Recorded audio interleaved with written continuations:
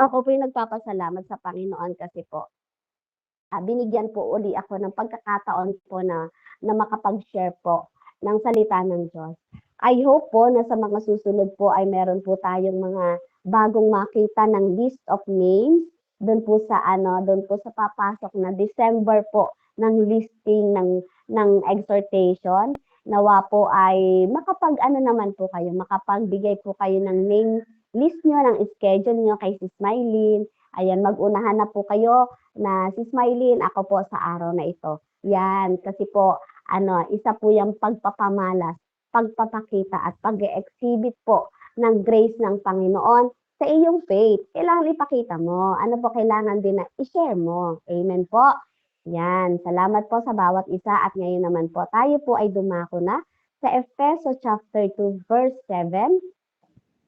Amen. Ayan. Basahin ko lang po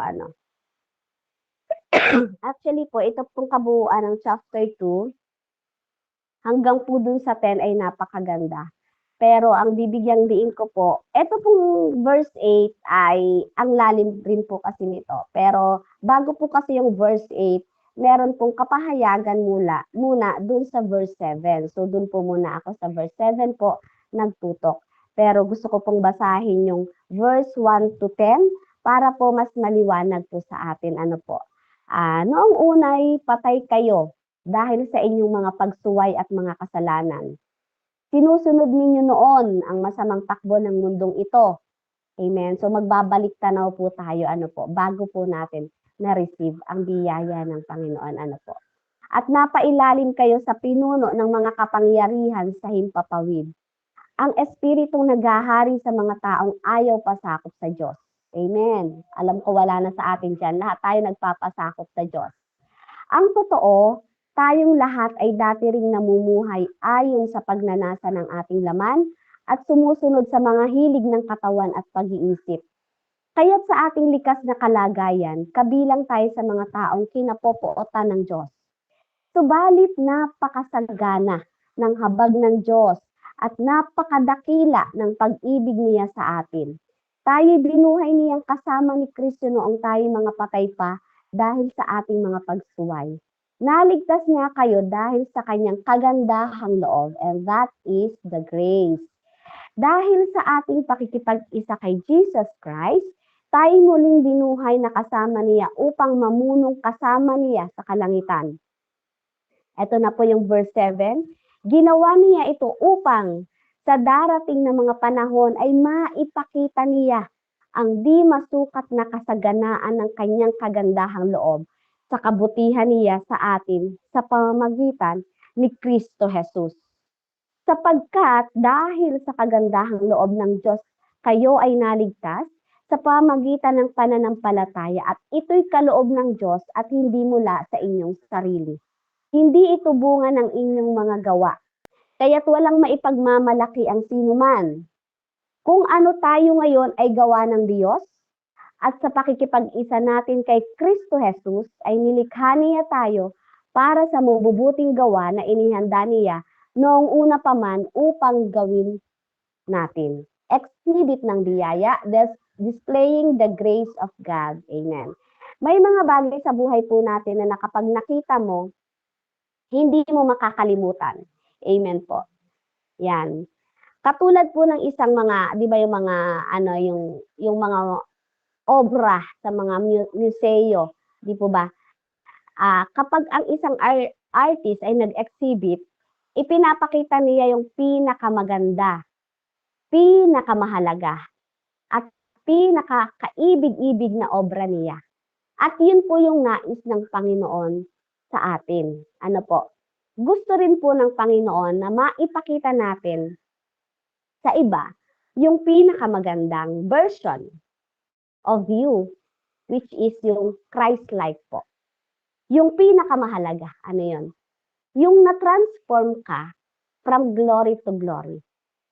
Darkness naging nasa kaliwanagan ka na ngayon. Pinakamahalaga yon.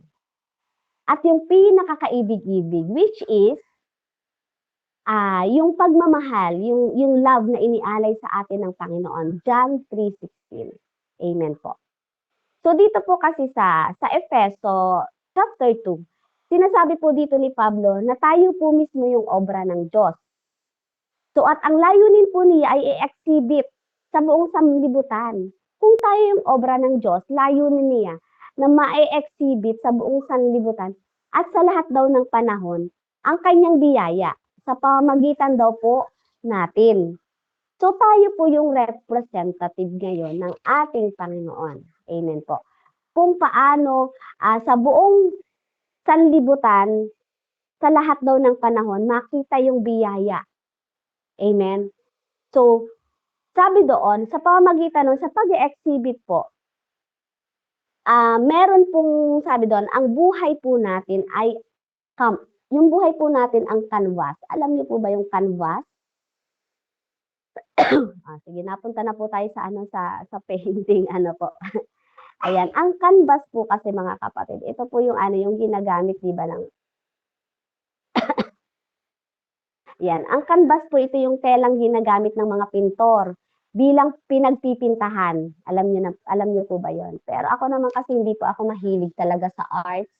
Pero alam ko naman po yung canvas. Ano po? Ito po yung surface na kung saan nilalagay yung obra, nilalagay ang obra, ang kulay, ang linya, at larawan po na ginagawa ng isang artist.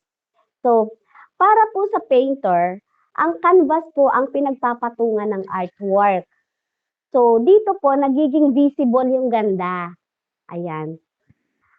Kulay at mensahe ng isang painting. So, sa atin po pala, nagiging visible yung ganda, yung halaga, at yung pag-ibig na biyaya ng Panginoon na nais po niyang i-exhibit natin sa sanlibutan. Ano po? So kapag po kasi sinasabi nating buhay natin ang canvas, ibig sabihin po nun, ang buhay natin ang pinagpipintahan ng Diyos. So doon nakikita ang kanyang biyaya, pagmamahal, at pagbabago. So tayo yung obra niya at siya po yung artist. Amen po. So, sabi doon na ang buhay po natin ang canvas. Ang Diyos ang dakilang pintor natin.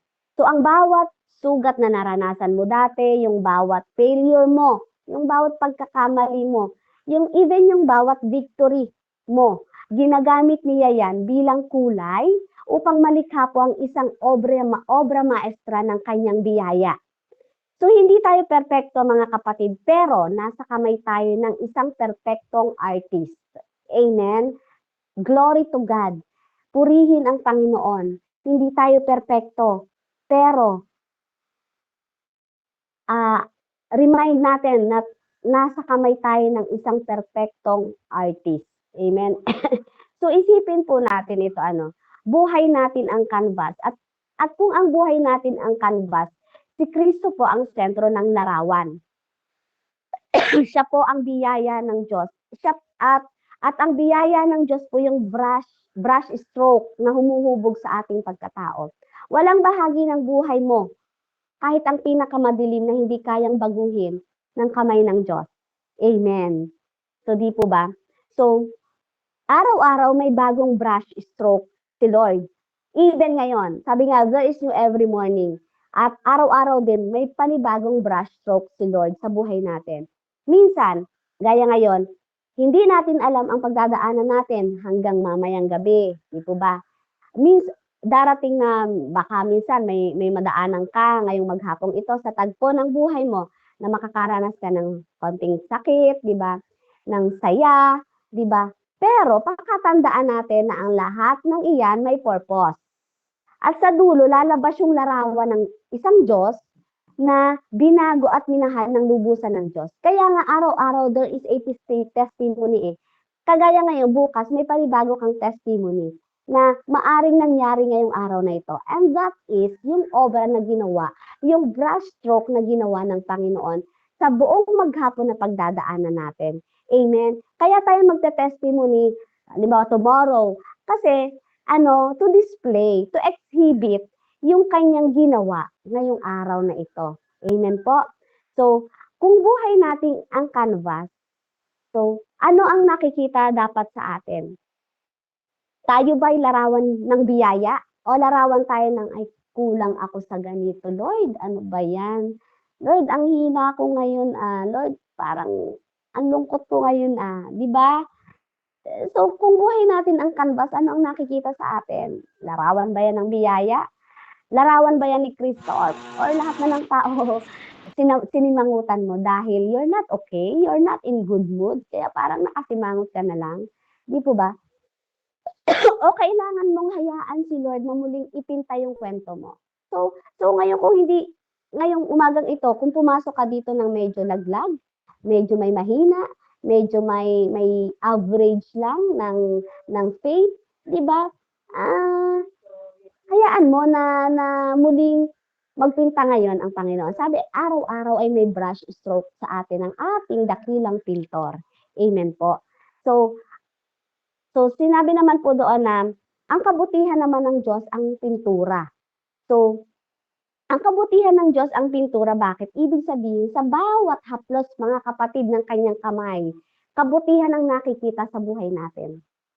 Hindi yan nahahaluan ng Panginoon ng anumang ng anumang ikasasama natin.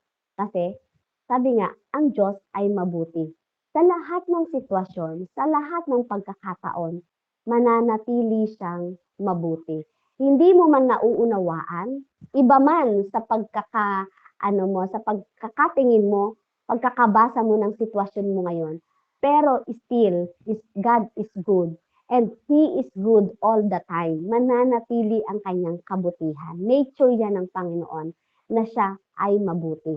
Amen? Kung ang buhay natin ay kambas at ang kabutihan naman ng Diyos ang pintura, ang kulay na nagbibigay buhay, liwanag at direksyon sa ating kwento, yun yung pintura. Kung wala yung kabutihan niya, mananatiling blanco at walang saysay ang larawan ng buhay natin. Di po ba? Anong makikita sa'yo? Walang makikita sa'yo. Di po ba?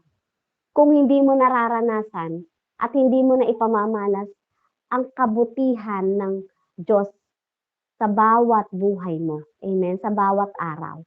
So mga kapatid, tandaan po natin na ang kabutihan ng Diyos ang pintura. Diyos ang umahawak ng brush, hindi tayo. At bawat stroke niya ay pawang kabutihan. So kabutihang nagliligtas. Amen? Kaya nga minsan, purpose natin to win soul. Kasi yun yung biyaya na na-receive natin eh. Di ba, biyaya na na-receive natin, hindi dahil sa ating sariling galing, kundi dahil sa kabutihan ng Diyos. So, kabutihang nagpapatawad. So, lagyan mo ng pintura yung blanco mong buhay. Amen? Kung naligtas ka, na-receive mo yung kaligtasan, i-display mo, exhibit mo yung kabutihang nagliligtas. Lagi kang purpose mo lagi mong tingin mag-win ng soul, 'di ba? At yung kabutihang nagpapatawad. Kung may nakasakit sa'yo kahapon, hayaan mo na. Let it go, hayaan mo na. Para magkaroon naman ng tamang lapat ng pintura. Yung puso mo na yung kabutihan ng Diyos, 'di ba? Sabi ko ang kabutihan ng Diyos yung pintura natin eh. So para mapaganda, 'di ba? Ang pangit naman kapag patay ang kulay, fade na, 'di po ba? So, araw-araw may kabutihang nagpapatawad ang Panginoon sa bawat isa sa atin. Hindi lang sa atin sabihin natin tayo ay anak ng Diyos kaya tayo lamang ang naka-receive. No, kailangan nating ibigay, ipamalas yung kabutihang nagpapatawad. At pag ginawa po natin yan, ayan, panibagong pintura ang ilalagay sa atin ng Panginoon. Amen? So, kabutihang nagbabago. Amen po. Kung unti-unti, tingin mo na parang, bumabalik ako sa pagkamagagalitin ko, bumabalik ako sa pagkabalisa ko, 'Di po ba? Hayaan mo. Ibigay mo sa Panginoon at unti-unti makikita mo yung brush stroke ng kamay ng Panginoon. Unti-unti nilalakitan na ng panibagong pintura yung pinagdadaanan mo ngayon. Kaya ang buhay mong dati ay madilim, 'di po ba? Ngayon ay may kulay dahil may Diyos na mabuti. So, ang buhay natin ay isang canvas. Ang kabutihan ng Diyos ay isang pintura sa buhay natin, na dapat lagi nating ipinapakita yung kabutihan ng Diyos.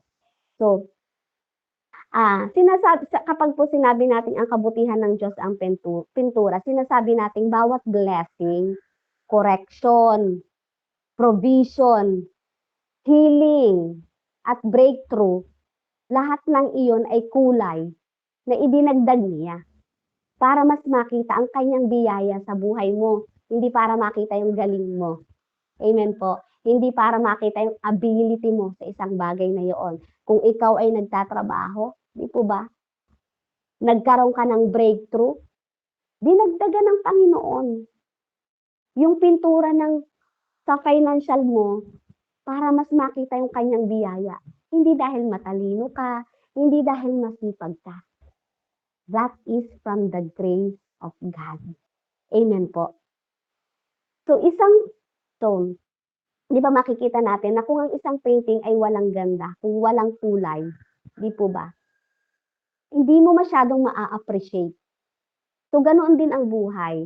Kung wala ang kabutihan ng Diyos, kulay-abo lang tayo. Kulay-abo lang tayo. Pero dahil ang kabutihan niya, ang pintura, nagiging makulay, makahulugan, at puno ng pag-asa ang ating buhay. Makulay, bakit? Kahit na parang ang pangit-pangit ng lahat ng nangyayari, pero parang tingin mo ang ganda-ganda ng buhay mo. Na-appreciate mo kahit na parang sa tingin ng iba ang sama naman nun, hindi. Para sa'yo, ang ganda ng lahat ng nakikita mo. Makahulugan, bakit? Nagkaroon ng purpose yung buhay mo na hindi ka lang huminga ngayon, hindi ka lang huminga ngayon, hindi ka lamang iminulat yung mga mata mo ng Panginoon. Bakit? Dahil may gagawin ka eh. Ngayon, nagkaroon ng kahulugan, nagkaroon ng value ang buhay mo na makita pa yung mas maraming biyaya niya. Hindi para sarilinin mo, para ipamalas mo, exhibit mo sa asawa mo, exhibit mo sa mga anak mo, exhibit mo sa iyong church, exhibit mo sa lahat ng tao, makakasalubong mo. Amen? Kung sila galit na galit, pero, di ba, para sa'yo, wow, ang buhay ng Kristiyano masayang tunay, ngingitian mo eh. Ngingiti ka lang talaga eh. Kasi nga, yun ang kahulugan ng buhay sa'yo. Ano man ang mangyari, di po ba? Laging may saya, laging may kahulugan ang buhay mo kung bakit ka pa nabuhay ngayon. At puno ng pag-asa, there is new every morning. Amen? So, wag bibitiw. Hanggat may buhay, hanggat may hininga, may pag-asa. Amen po? So, dako na po tayo, introduction ko lang po yun. Ang dami na pong sinabi, ano. So, pero yung biyaya niya, yun yung pinakang obra maestra natin. Yung sinasabi natin na God's grace. Yung biyaya niya, yun yung pinakang obra maestra natin. So, ibig sabihin, ang pinakamagandang ipinapakita ng Diyos sa mundo ay ang pagbabago niyang ginawa sa atin. Amen? So, paki-heart po, yung sumasang-ayon na ang ganda na ng binago sa'yo ng Panginoon. Ikaw ay isang obra maestra ng ating Panginoong Jesus. Amen. So, yung mga hindi po nag-heart, siguro po, ano pa lang sila, 50-50 pa sa kabutihan at biyaya ng Panginoon na na-receive nila. Ano po, so purihin po ang Panginoon at patuloy po tayong pagpalain ng Panginoon. Tayo po ay isang magandang obra maestra ng biyaya ng Panginoon. Dako po tayo sa pinakang body po ng ating ng ating teksto. Una, sabi po sa 7a, ginawa niya ito upang sa darating na mga panahon. So, sabi doon, upang sa darating na mga panahon ay maipakita niya. Una, ginawa niya ito, may purpose po pala siya. God's purpose. Ano yung God's purpose ng Panginoon kung bakit niya ginawa? Yung biyaya na yung lahat ng na-receive natin, upang maipakita daw sa mga darating na panahon, to display His grace. Ano po? Ang salitang maipakita dito na sinasabi sa teksto po ito, ay nangangahulugang i-display mo, i-exhibit mo, ipakita mo ng lantaran. Amen? Wag mo, kung dati nga ang lakas ng loob natin na ipakita natin or iparinig natin, alam mo yung mga mannerism na pagmumura, alam mo yun, yung pakikipag-away, alam mo yun, yung hindi paggawa ng kasalanan. Ang lakas ng loob natin na ilantad natin na wala tayong pakialam na makita ng iba. Ako ito hindi na nila ako mababago. Di po ba? So ngayon, ang sinasabi dito, yung to display His grace, Ang purpose ng Panginoon is to display His grace upang maipakita daw sa darating na panahon, i-exhibit mo, i-display mo, ipakita mo ng lantaran. Di po ba? So, ibig sabihin, hindi lihim ang ginawa ng Diyos sa'yo. May lihim bang ginawa ang Diyos sa'yo na hindi makita ng kahit na sino? Ikaw lang nakakakita?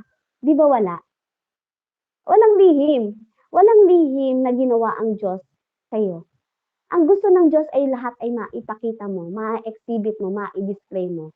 Para sa darating daw na panahon pa, ay makita rin naman ng iba, di ba? Kung sino yung Diyos na i-display at ina-exhibit natin. Public showcase po ito ng kabutihan at habag niya. So, public showcase. So, kailangan, if you have a talent in singing, di po ba? Ako, dati talaga, di ba, lantaran, pag ano, makikipag-join dati sa mga kaibigan, alam mo yung lasing, magbibidyoke, kahit ang sama ng boses, pero, hello, di ba ayaw ibigay ang mic? Nilalantad pa yung boses kasi sayang-saya ka. Pero bakit ngayon, di ba? So, hindi naman pagalingan yun eh. Public showcase ng kabutihan ng Panginoon na ginawa sa'yo. Exhibit mo, ilantad mo. Yun yung God's purpose na sinasabi niya sa verse 7a, ginawa niya ito upang sa darating na panahon ay maipakita daw. Di po ba? So, anong ipapakita mo sa mga anak mo? Di po ba? Ang mga anak ko, natutuwa ako. Alam nila yun na every morning may gawain ako. Ito, SFC. Alam nila, memorize nila ang bawat paglabas namin para mag-Bible study. Memorize nila ang bawat pagpunta namin sa church, prayer meeting namin. Alam nila, bakit lantaran dapat ipinapakita? Public showcase. Yung kabutihan na na-receive mo, di ilantad po natin. Amen? Your life is not meant to hide God's grace. It is meant to show it. Hindi, yung buhay mo ngayon nakatanggap ng sobra-sobrang biyaya ng Panginoon. Di po ba? Anong purpose? To display. Sabi ko, to display. Di ba? Hindi yan para itago mo. Ang itinatago mo yung Panginoon, hindi naman ikaw eh. Ay, nahihiya ako. Ha? Ay, kinahihiya mo yung ginawa sa'yo ng Panginoon. Unless wala sa'yong ginawa ang Panginoon. So, nakakaya ba ng conscience natin? Nakakaya ba ng ating conviction na hindi ka ba nako-convict? I mean, step by step, hingin mo sa Panginoon. Sabi niya, hindi sa ganang lakas natin, sa ganang galing natin. Pero, hingin mo sa Panginoon. Kung gaano tayo katapang dati na makipagbuntalan, alam mo yung buntalan? Kung gaano tayo katapang dati na, na hindi masaring ng iba. Talagang patol kung patol. Pero ngayon hindi. Mas lalo nating ihayag kung sino yung Diyos. Kung pintasan ka. Amen. Ang mahalaga, na ipakita mo, Lord, salamat. Ako po yung obra mo. Ipapakita ko po yung kabutihan mo. Amen. So, ang pagbabago mo ay hindi private victory lamang. Ito ay public testimony. Amen. Yung pagbabago mo, huwag mo i-private. Amen po. Public testimony para maipakita daw sabi ng Panginoon, upang maipakita daw sa darating na panahon. Amen. So, meron po pala tayong accountability. Tayo lahat na narito, may accountability tayo. Ipakita natin sa lahat. Amen. Ang pangit sa ngayon para sa akin, kung ayaw mong ipakita, kung ayaw mo baka still nasa kadiliman ka pa din. Di ba? Ang gumagawa ng mga hindi magagandang bagay, yung mga itinatago, bakit ayaw nilang makita, ayaw nilang mabunyag Di po ba ngayon? Ihayag na natin yung lahat ng kabutihan na ipinakita sa atin ng Panginoon. Nung una, sa bawat text ng aking mga kapatid, mga pamangkin, dati nung una, nahihiya talaga ako magsalita ng God bless. Dati kasi talaga namang sa mga hindi pa nakatanggap at hindi pa Kristiyano, wala naman silang laging sinasabing God bless you. Di po ba? Sa atin lang yun, bukang bibig natin. Bakit? Ipinapakita natin, ipinapamalas natin, at ipinapadama natin ng lantaran. God bless you. Sa umpisa masya-shock sila, "Ay, God bless you." Sa susunod hahanap-hanapin na nila 'yan, kagaya nung aking biyenan. Palagi na siyang 'pag magme-message sa asawa ko, "God bless you, hallelujah." Pero nung inaabot siya, wag niya akong pagsasabihan ng mga Bible na ganyan, tumanda na ako, alam ko yung ginagawa ko. Ganyan siya dati. Never siya. Ilang taon siya na nasa Japan ngayon, parang nasa 2 years na yata na nasa Japan. Never siyang nag-church, never siyang sumimba. Amen. Pero dahil sa biyaya ng Panginoon lantaran, ibinibigay, ipinahahayag every morning, every night ng aking asawa ang salita ng Diyos sa kanya. Siya rin ang sumuko. Laging may God bless you. Laging may hallelujah. Lagi siyang may mga declaration na ang buti daw ng Diyos. Amen. So ilantad mo, wag kang mahiya kahit pa isa lang yan. Hayaan mo, hindi naman ikaw ang gagawa. Ang mahalaga nasa iyo yung kabutihan ng Diyos. Pininturahan ka ng maganda, ibigay mo ng maganda. Amen? The reason God rescued you is so others will see how great He is. Yun yung reason na kung bakit ka niligtas. Hindi para makita yung pagbabago na ikaw ay napakabuti na, kundi para ipakita kung gaano siya ka-great, kadakila sa'yo at magiging sa Kanya. Amen po? So, pangalawa po, sa verse 7b, sabi doon, sabi doon, di ba, doon sa una yung God's purpose to display His grace. Pangalawa po ay God's wealth, yung overflowing riches of His grace. Hindi tayo lalayo sa grace. Ano po? Overflowing riches of His grace. Sabi po doon sa verse 7b, ang labis na kayamanan ng kanyang biyaya. Sabi doon, ang di masukat na kasaganaan ng kanyang kagandahang loob. Sa ibang translation, ang labis na kayamanan ng kanyang biyaya. Ano daw yun? Yung God's wealth. I-display mo. Di po ba? Pag po sinabi natin God's wealth, yung overflowing riches of His grace, ano daw yung dapat nating ipakita? Sabi doon, yung labis na kayamanan ng kanyang biyaya. Exceeding, overflowing, immeasurable wealth. Ibig sabihin, hindi siya sakto lang na biyaya. So ngayon ang i-exhibit natin ay yung overflowing riches of His grace. Hindi yung sakto lang na biyaya. Yung hindi yung pangtawid lang. Alam niyo, yung pangtawid lang. Pag nakaugalian natin na ang tingin natin sa bawat biyaya na ating tinatanggap ay naitawid ka lang sa araw na yun, yun na yun nangyayari. Pero kung ang mentality mo at ang pagtingin mo sa bawat biyaya, immeasurable wealth, hindi masukat na biyaya. Hindi mo makikita na, hindi ka, mangangarag na himingi uli bukas. Kasi alam mong meron ng nakalaan. Pero kung ang pagkakatingin mo sa bawat biyaya ng Panginoon, sa buhay mo, yung bawat ibibigay niya sa'yo ngayong araw na ito ay pangtawid lang, ay ang mentality mo, pag hindi ako nanalangin bukas, baka hindi ako pagkalooban na. No. Overflowing riches of His grace ang i-display mo. Yung sabi nga nung kami nagba-Bible study, alam mo talagang halos walang pang gasolina, walang pang may sakit. Pero talagang sinasabi ko, ang saya parang buhay. Bumababa ako sa hagdan. Maglilingkod ako sa Panginoon. Maglilingkod ako sa Panginoon. Ilang beses siguro, nasa 10 beses May di pag-marcha pa yun, maglilingkod ako sa Panginoon. Bakit? Ni-invite niya yung favor and provision niya that God has always overflowing riches. Yung biyaya niya laging meron yan.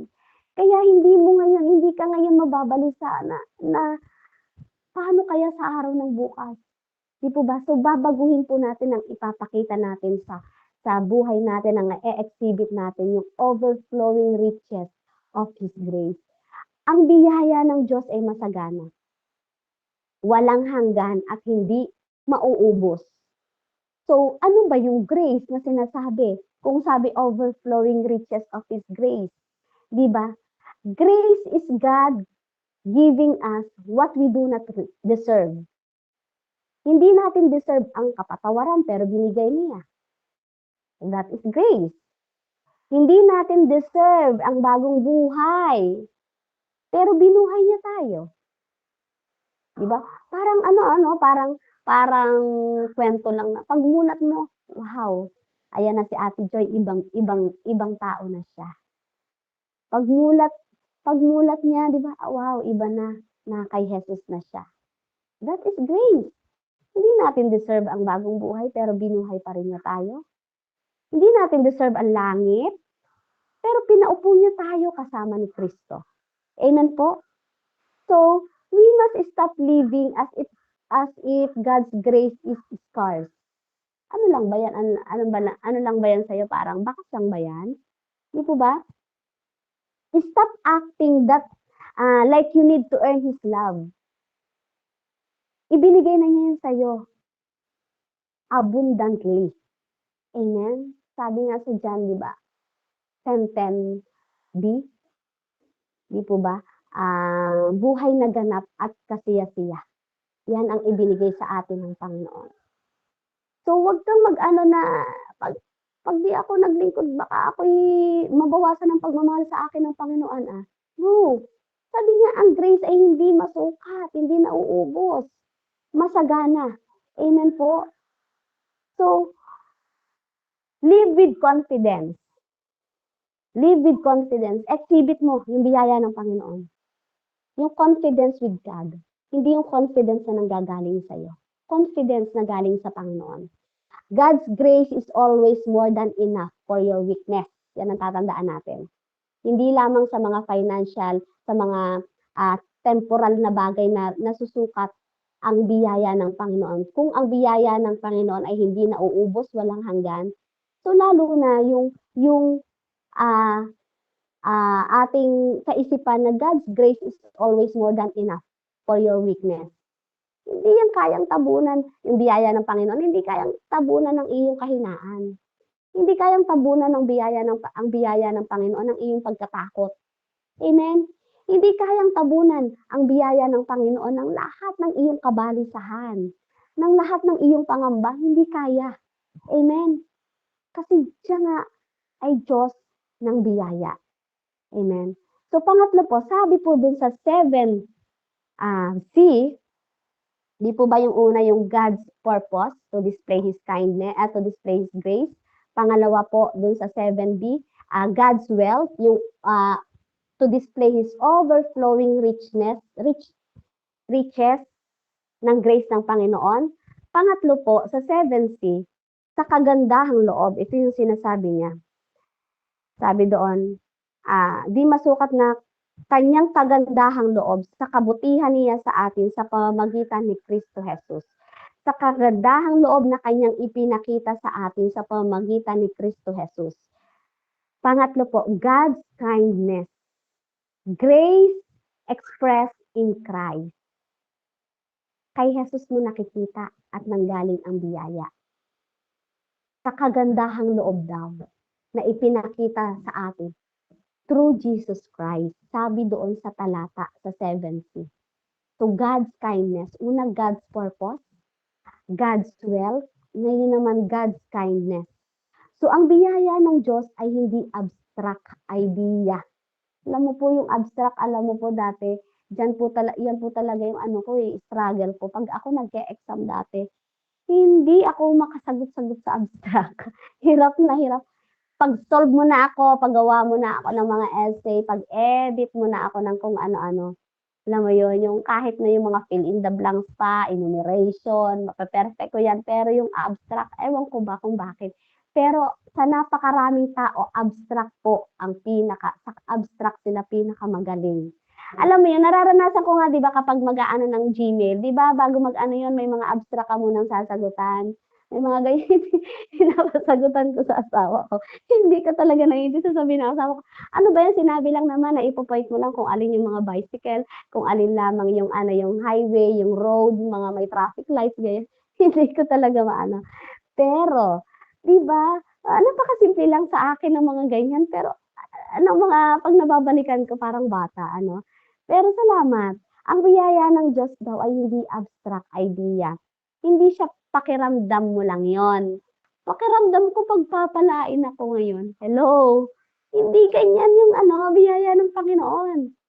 Grabe pakiramdam ko, grabe yung pagpapala ng Panginoon sa akin ngayon, Lord, salamat. Taas at nakabuka ang aking mga kamay na tinatanggap ang biyaya mo.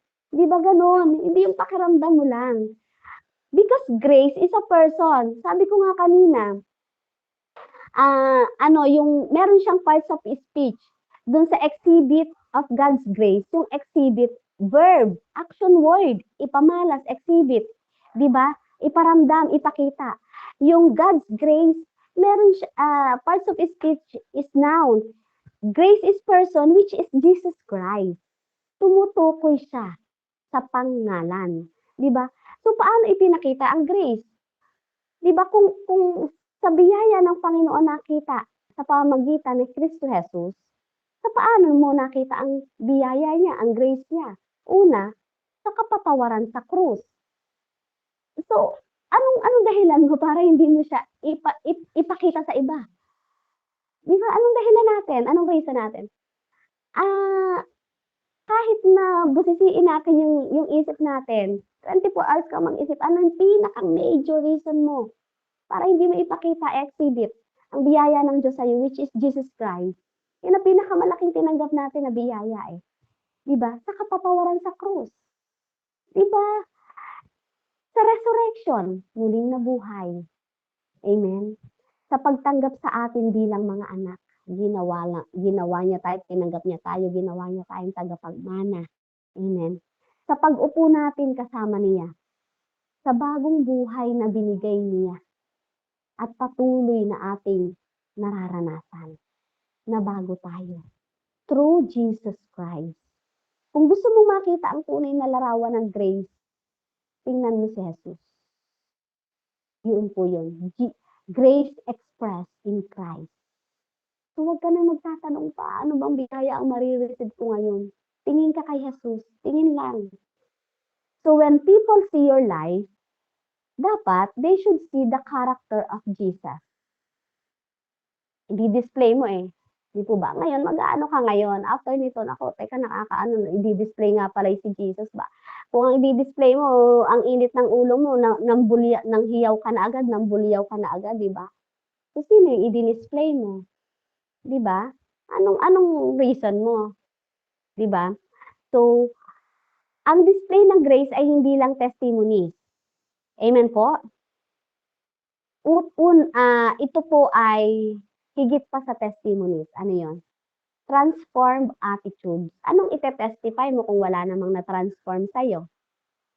Ite-testify, may nagte-testify ba dito na grabe kagabi nag-inuman kami, ang saya-saya. Di ba wala namang ganon? Di ba? Lahat, di ba? Ang tinetestify natin yung transformation, yung ginawa, yung biyaya na na-receive, yung ginawa sa iyo ng Panginoon, yung pagsama sa iyo ng Panginoon, transformation, renewing mind. Kung paano naging, akala mo end of the rope na, pero dahil nga sa grace ng Panginoon na iba yung pagkakadating sa iyo ng problema na yun, ng sitwasyon. Kaya tinestify mo kung gaano kabiyaya ang Panginoon sa buhay mo. Ano yung mga transform attitude sa iyo? Yung kindness mo, 'di ba? Talaga naman na hindi tayo perfecto, nagagalit pa rin. Pero depende naman yun. Hindi naman kagaya dati na parang galit mo, parang talagang halos isumpa. 'Di ba ngayon hindi na? Kahit nga tayo galit, nagagawa pa rin natin maging mabait Tama ba? That is through His grace. Galit ka na, pero mas pinipili mong maging mabait. Pero galit ka na. Compare dati. Mas pinipili mo nga, mawala na lang yon, di ba? Hindi gano'n di ba? So, yung forgiveness, di po ba, andyan yung pain. Hindi mo nalilimutan, pero mas pinili mong magpatawad. Di po ba? Kasi dinidisplay mo yung grace ng Panginoon. Hindi lang sa'yo, maging dun sa taong nakasakit sa'yo. Di po ba? Mas pinipili mo, pero still, andun yung grace, andun yung sakit, andun, hindi mo nalimutan. Wala naman tayong amnesia, di ba? Pero dahil mas pinili mo na i-display yung grace ng Panginoon sa'yo, kasi tinatawag ka rin naman So, yun yung lumalabas sa'yo. Yun ngayon ang tinetestify mo. Kasi mayroong transformation attitude na nangyari sa'yo. And that is through His kindness, through the grace of God. Di ba? Yung humility. Kung nung dati ang iniyayabang natin yung ating magandang mukha, kung ang dati ang iniyayabang natin yung ating mga nabiling mga, property, kung yung dati ang iniyayabang natin yung ating magagandang bag, mga branded, mga signature, yung ating mga damit, yung ating mga sapatos, even nga yung ating mga anak kung dati iniyayabang natin, walang masama, amen. Pero kung yung kayabangan natin ay nanggaling sa Panginoon, still ang lalabas diyan humility. Sabi ni Pablo, wala akong iba iyayabang ko, ang iyayabang ko ngayon kundi ang Panginoon lang. Amen? So, ganun tayo eh. Parang ano na tayo, hindi na, nawala na sa atin yung appetite ng mga magagandang bagay para ayun ang ipagyabang natin. Alam mong ipinagyayabang na lang natin kung sino yung Diyos na dala-dala natin. Sa kahit, ako natutuwa minsan sa testimony ni Sister Jolly. Di ba nakakatuwa siya? Yung kanyang mga yung humble heart, yung ano, yung pusong ramdam na ramdam mo yung parang pusong bata, na napakaliliit sabi niya 'di ba yung walang, pang-ulam, 'di ba? Pero grabe, still nadi-display niya, na ipararanas niya sa atin, na ipapakita niya sa atin, na iparirinig niya sa atin, 'di ba? Yung pagyayabang niya pero with humility. 'Di ba bakit? Ang Diyos yung itinataas niya. Amen po. So ano pa yung paano mo mai-display yung grace through the kindness of God? Yung righteousness mo, 'di po ba? Yung yung katwiran mo sa lahat ng bagay, 'di po ba? Alam mo yung wisdom, kasama dito yung wisdom, paglakad into righteousness, godliness, and holiness, magkakadugtong po iyan. Amen? At yung paano mo na ipakita yung paano mo ine-exhibit yung kindness ng Panginoon sa yung Christ, yung grace through our Christ, yung love, siyempre. Sino dito yung limitado lang ang minamahal? Di ba wala? Kahit nga hindi ka mahal-mahal talagang kahit sorang-sora na, nakakainis na. Pero still, hindi mo maialis na yung love. Andiyan na yun eh, kasi na-receive mo na yung biyaya, yung grace ng Panginoon. So yung love, ano na siya talaga? Nasa sa'yo na. Hindi, umayaw ka man, pero still yun ang lalabas. Eh, kasi yun ang pinoportray na natin ngayon eh, yun ang ine-exhibit natin eh, yun ang inilalabas natin, yung love. The more you look to Christ, the more your life exhibits grace. Amen po? The more you look to Christ, the more your life exhibits grace. So kapag wala ka nang i-display, ipinapakita, ini-exhibit, baka kasi hindi na si Kristo ang tinitingnan mo. Amen po? So balik lang. Baka tayo ay nade-defocus na. Amen? Napakasarap mabuhay at namnamin yung katotohanan na tayo po ay inabot ng Panginoon dahil po sa kanyang grace, sa kanyang biyaya. Amen po. Live a changed life. Huwag mabuhay sa dating landas ng kasalanan. Ang tunay na exhibit ng biyaya ay transformed living. Amen. Hindi yung makita sa iyo na ang dami mong sasakyan, ang dami mong mga bahay, ang dami mong property, yung napopromote ka yearly. No. Ang pag-exhibit ng God's grace, live a changed life. Speak words of grace. Diyan natin may i-display, may ipakita yung yung grace ng Panginoon. Speak words of grace. Lagi po nating tatandaan to, ano po, ang bilis po nating makapag-response. Ako'y nagpapasalamat sa isang lingkod ng Diyos na palagi niya sa akin sinasabi yon. Mag-ingat ka sa iyong mga salita. Mag-iingat ka sa iyong mga response.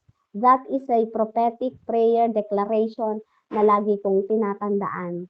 At ako'y palaging nagpipray sa Panginoon dun sa tao na yon. Alam mo yon, yung palagi niya akong inaano na mag-iingat ka palagi sa iyong mga sinasabi. Salamat sa lingkod ng Diyos na yon. Salamat, Sis Bebs. Ayan. Salamat sa lingkod na yon. Alam niyo po, bihira sa isang tao ang makapagbibigay sa iyo ng gano'n, ng katapang. Pero mas bihira sa tao ang tatanggap. Kahit na ilang tao ang gamitin sa iyo ng Panginoon, na bigyan ka ng ganong kapahayagan, Pero kung hindi mo tinatanggap, walang transformation. Amen po. So speak words of grace. Piliin ang salita na nagpapagaling. Amen? Hindi nakakasakit. Forgiving, not condemning. Loving, not shaming. Extend grace to others. That is kung paano natin ma-exhibit ang God's grace. Ano po? Extend grace to others. Hindi ka lang recipient. Sabi ni Mrs. Bebs, di ba? Narinig ko yun sa kanya eh. Hindi ka lang recipient. Distributor ka rin ng grace. So, patawarin mo dahil napatawad ka. Magmahal ka dahil minahal ka. Challenging nga, very challenging nga yung mga tao na hindi sa'yo tumatanggap agad. Kasi kung ang mamahalin mo lang, ang papakitunguhan mo lang ay lahat ng nakikita mo na maganda lang ang pakikitungo sa'yo, anong pinagkaiba natin? Nasaan yung transform life? Anong i-exhibit mo? Anong pintura yung kakaiba sa'yo? Di po ba? So, extend grace to others. So, ano pa? Paano natin ma-exhibit yung God's grace? Serve with humility. Ang isang taong puno ng biyaya ay hindi mayabang. Amen? Kaya, huwag po tayong maging mayabang, kundi mapagpakumbaba. Kaya po, makikita natin, ang tao, ang lingkod ng Diyos na sobra-sobrang mapagpakumbaba, yan po ang totoong punong-puno ng biyaya galing sa Panginoon. Yan po yung totoo. Hindi niya iniyayabang kung ano yung nakikita sa kanya external. Amen?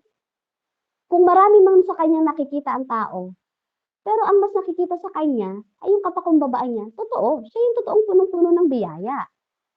Amen? Hindi yung mayabang. Nakakalungkot minsan, di ba?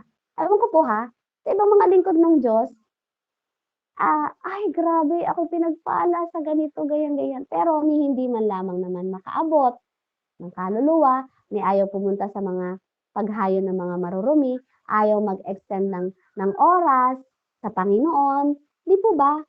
So, maiisip mo, so ngayon po, isang natin,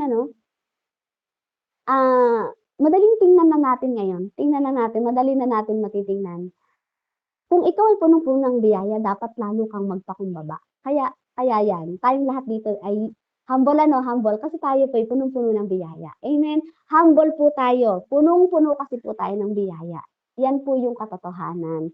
Hindi po totoo na ang punong-puno ng biyaya ay yung mayayabang kasi nga ganyan na sila. No, tayo po yun. Tayo po ang punong-puno ng biyaya. Yung may humility. So serve with humility. Exhibit natin ang God's grace. Point people to Christ. Hindi sa sarili. Hindi sa achievements. Lahat ibalik kay Jesus. Point people to Christ. Ako po nalulungkot parang mga last month, tinanggal yung ministry ko. Hawak ko na po siya ng parang 3 years ko na pong hawak-hawak. Hanggang to the point ngayon, nagsosolo na lang ako. May kasama ako doon isang reverendo, pero sabi ng bishop namin, tanggalin na yan, wag na yan dyan, kasi nalaman niya na nagkaroon kami ng pagpapakain, ng ganyan, kasi yearly po talaga, kapag anniversary noon, ay nagpapakain po talaga kami, and then kami pong mag-asawa, October pa lang, ay nag-iipon na po ako ng paila-ilang kilong spaghetti, yung pinapakpak ko hanggang pag December, pinamimigay po namin balot-balot, and then tigpa 5 kilos po. Tinutulungan po ako dyan ng attorney na pamangking ko na pinag-aral ko. Nagbibigay po siya ng 10K pang repack ng mga food. Tapos po yung half po ng 13 month ng asawa ko, binabawas ko po yung mga dilata naman po. So binibilang ko po yan. So ako'y natutuwa kapag halimbawa po, second week na ng October, parang nakalimang balot na ako ng parang may mga noodles, may mga ganyan. Pero sila po, nung wala pang trabaho yung asawa ko, may tindahan pa lang kami, every Sunday po, sinahakot sila ng asawa ko. Nakakatatlong balik siya ng tricycle, madala lang sa church. Pero parang ngayon, 2 years na po na may trabaho asawa ko, hindi na sila nadadala ng church kasi sobrang layo po ng lugar nila, sobrang rural, walang kuryente, walang tubig. At ang kanila pong pinagkakakitaan is naglalabada po sila. Minsan po ay naghuhukay-hukay ng mga kamote, ganyan. Saturday, Sunday. Kaya wala po silang time na mag-church. Pero yung amin pong pamunuan sa church ay gusto dadalhin sa church. Ipinatigil ngayon. And then, ako po, hindi po ako nag-direct doon sa aming pinakang bishop. Ang sabi ko lang doon sa reverendo kong kasama is, nasa inyo po yung desisyon, pero ako po ay magtutuloy. Pero for me kasi, kung hindi man nila magawang makapunta sa church, tayo ang magdadala. Tayo ang representative ng salita ng Diyos. As long as na kaya, as long as na yung puso ko ay, ang passion ay ganun ang gagawin ko po yun. Hanggang sa tigil na nga. Pero wala lang siyang hindi na ako nagse-send ng mga picture ng gawain sa aming GC sa church. And mas mapayapa. Kahit na hindi man ako makapunta doon weekly, nakakapag-try naman akong abutin sila online, nakukumusta ko naman po sila. Amen po. At alam ko, wala po akong kabalisahan sa puso ko. Ng 3 years kong ginampanan yon, I fight a good fight of faith. Yan, naiiyak ako. Binigay ko yung lahat doon sa na yun. Kaya kahit tanggalin nila yon, wala akong pagsisisi. Kasi ginampanan ko, in-exhibit ko ng tama. Dinisplay ko ng tama yung biyaya ng Panginoon sa kanila. Amen po. So, ganyan tayo. Point people to Christ. Hindi po sa sarili. Hindi sa achievements. Amen? Lahat ibalik kay Jesus. Karapat-dapat siya sa lahat ng grace na na-receive mo. Walang punto, walang lugar, or walang places sa buhay mo, even sa pinakang ulo mo hanggang paa mo, talampakan mo, walang hindi makikita dyan ang grace ng Panginoon sa'yo. Lahat dyan ay binigay. Pag, yung katatagan na nga lang ng paa mo na nakakatayo ka, nakakalakad ka Diba? Biyaya ng Panginoon. So, ibalik natin ang lahat kay Jesus. Amen po. At yun lamang po ang nais kong i-share. Glory to God. Pasensya na po kung napahaba. Amen. Tayo po ay manalangin. Hallelujah, Lord. Salamat po, Panginoon, sa umagang ito. O patuloy, Panginoon, na pagpalain mo ang bawat isa, Lord. Panginoon, salamat po sa labis na kayamanan ng iyong biyaya. Salamat dahil sa pamamagitan ni Kristo kami ay binago, inangat at minahal ng hindi namin deserve. Gawin po ninyo kaming buhay na exhibit ng iyong kabutihan sa aming salita, kilos, amen, pag-ibig at pamumuhay. Hayaan ninyo na makita ng buong mundo si Jesus sa amin. Sa pangalan ni Jesus, amen and amen.